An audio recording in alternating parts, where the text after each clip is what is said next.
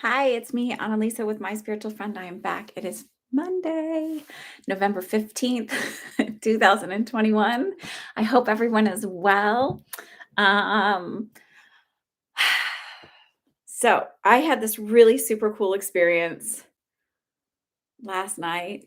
Oh, let me do my little. I'm a spiritualist reverend. I'm also a certified psychic medium, seance conductor, energy healer, former nurse. I'm a mom. I'm an all around spiritual being. And I love sharing everything that I experience in my spiritual practice, which it's not like I sit down and like all the time, but it's how I've created my own spiritual beliefs and awareness and healing along my own journey and helping others. So I like to share, I like to talk about manifesting. I'm going to start making videos that I record and then just upload um, to free up some of my time on my little hours off. But I'll still do some live manifesting chats as well. I'll figure out how we'll do it. So, pardon my coffee. All of these are really not meant for this is the end all be all. This is just for information and awareness as you learn along your journey. I like to offer a space where we can chat about it because when I was sort of developing and growing and figuring out my own spiritual stuff, I really wanted someone to talk to about it. And sometimes you feel a little weird um because there's not like it's not like a set church or whatever, or you feel kind of nuts when you first start like connecting with your own manifesting or your intuition and all of that stuff. And so I just want to offer a safe space and place for you guys to come to. You can chat, you can ask me questions. If I'm not live, leave a comment. I answer, I respond. I make videos about it, I make them parts of discussions. I just always wanted someone, and I didn't, I was lucky to move to New York as a travel nurse and feel comfortable going into the spiritual areas of the bookstore. And then I was really grateful to find Holistic Studies Institute and my teacher and mentor, Stephen Robinson, because it offered a safe place for me to go to. But you know what? I didn't know where to go to in other areas when I lived in the Bible Belt. And, they're few and far between in certain areas of the country. So, and the world and whatever. So I'm here offering my own guidance, my own experiences, and take what you like, leave what you don't. That said, I wanted to talk about manifesting today. I had mentioned in another video about or another chat about something I discovered that seems to really work for finding your blocks. And that is when you ask the question, why? Why do I want to manifest this? Why is it important to me? What is my end goal in manifesting this? What is it going to bring me? Start asking the questions because it's okay to want what you want. You don't have to come up with good enough reasons, but if you figure out the why, sometimes you can figure out the block. In fact, most often you can figure out the block. So Linda said she was asking why she wanted to manifest what she wanted. And I believe it's abundance. And it was for security. It was for to help family, friends, and community. So then what I do when I'm working with people is I process it. Okay, so Linda, you're not here yet, but hopefully you'll be here soon. So then what happens, what I want you to ask when you get the why. So she wants security. So where does the sense of security come? Yes, that is the core self-belief that we have to develop a sense of security. I want you to look back at your childhood.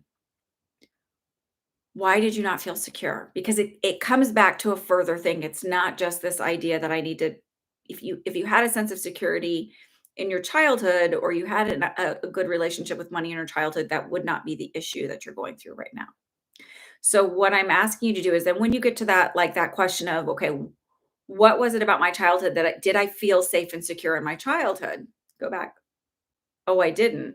Okay, so then you need to reprogram that sense of security. And now you know why. And now you know that you are an adult. You are perfectly capable of taking care of yourself. You are strong. You are independent. You are I am secure. I create this sense of security in me.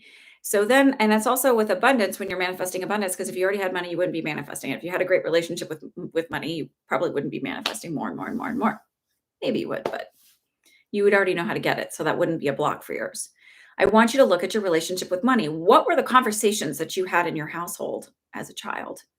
What were the things taught about money? I know in my house, it was a lot of like, we don't talk about money. Like it was bad and evil. We just don't talk about money.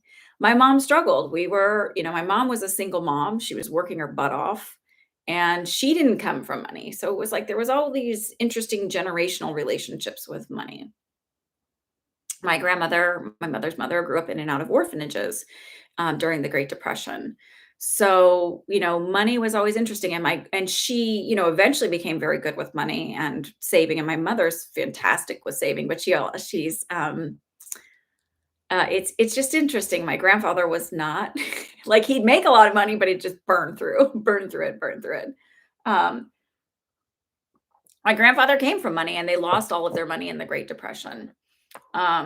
So there's lots of interesting if you look at generationally what your family believes around money. So she's creating affluence, or she wants abundance. So she wants it for security to feel safe. So then you need to know that you are safe and secure right now. You're safe and secure right now. So you want to work on those affirmations, and you want to look at your affirmations with money, and you want to look at, well, why was it blocked? Look back at your childhood. Look, what were the conversations around money? What were people's attitudes towards money? Was it really hard to work for money? So then you want to go in and go, okay, it was this negative sort of aspect to it. Now I'm going to change it to this positive aspect. So money comes to me easily, and you don't have to believe it right away. Just say the affirmations. Just say them. Then she said she wanted to help family, community, and friends. So I want you to look at your relationship. Why do you want to help? So this is going deeper than just the surface why. I want you to go a little bit deeper. Why am I making you do all this work? Anna, I just want it to be quick and easy. Manifesting is quick and easy. Manifesting is quick and easy if you don't have any blocks. I'm showing you how to do the work to remove your blocks. Why? Because you want it to be quick and easy in every single area that you want it to be. If you don't wanna do the work, fine, but you will not manifest the things you want, so you're gonna have to do a little work. Sorry. I give you homework. Okay. So once you figured out that surface why, then we're looking at so she wants to help she wants the security, we talked about the security. She wants we need to talk about the relationship with money. She wants the feeling, to help others. Why do you wanna help others? I want you to look at that. So there's the surface level, like, of course, who doesn't want to help other people? Lots of people don't want to help other people. Lots of people, like, that's not their dream. So if it's family, did you feel a sense of need and obligation to support others? Were you supported?